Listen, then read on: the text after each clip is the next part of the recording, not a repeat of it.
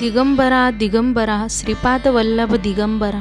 नामस्मरणाने मनातील चिंता दूर होऊन मन सुप्तपणे चिंतनाकडे वाटचाल करू लागते। अंतरात्म्यातून होणारी जागृती ही समूळ चिंताजनक वृत्तीचा नाश करणारी असून ती जागृती चिंतनाने येते।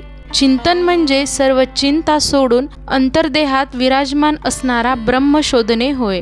प्रत्येक गोष्टीच्या दोन बाजू, तशीच चिंता आणि चिंतन ह्या दोन बाजू आहेत। चिंतनातून मूळ समजलं की चिंता उत्पन्न होऊ शकत नाही। सद्गुरुचरण सापडले की नाम घ्यावे आणि त्या नामाच्या चिंतनातून भवसागर पार करावा। परमेश्वराच्या सगुण अवताराने मनुष्यावर असंख्य उपकार केले आहेत। ते सत्य तत्वाने स्वीकारून सत्मार्गावर चाललं की चिंता उत्पन्न होणार नाही। नाम समूळ दुःखाचा नाश करणारे अमरत्वाचे बीज आहे।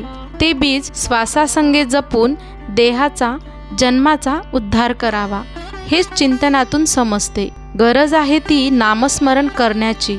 त्यासाठी सद्गुरुचरण पकडून नाम घ्या आणि ते जपा, उद्धार नक्की होणारच। अवधूत चिंतन श्री गुरुदेव दत्त। धन्यवाद।